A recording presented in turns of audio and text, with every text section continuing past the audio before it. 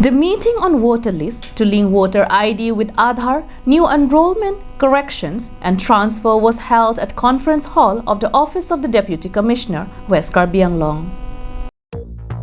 Deputy Commissioner Krishnesha Bora announced that the work to amend the errors in the voter list shall start from 4th August and requested the people to fill form number 1 to 8, which shall be available in the election office. Reading of all the databases and printing will take place before 3/1/2023 and final publication of the electoral roll will be from 5/11/2023.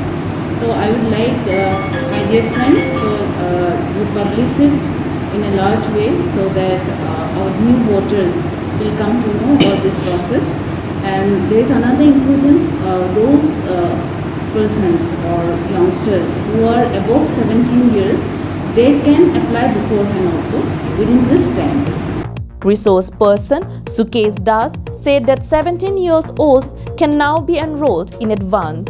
Also, transfer, correction and voluntary linking of voter ID with Aadhaar shall also start and can be updated every quarter.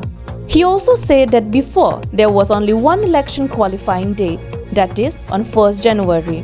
But now, in the new amendment, there are 4 election qualifying dates. They are 1st January, 1st April, 1st July and 1st October. 1 January, 1 January, qualifying qualifying date.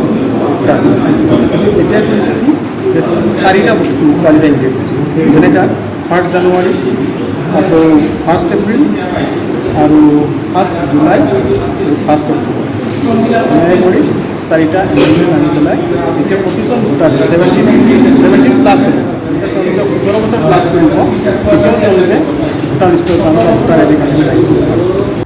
West Karbi Anglong ADC Tahidur Rahman and election officer Amit Barbosa also attended the meeting.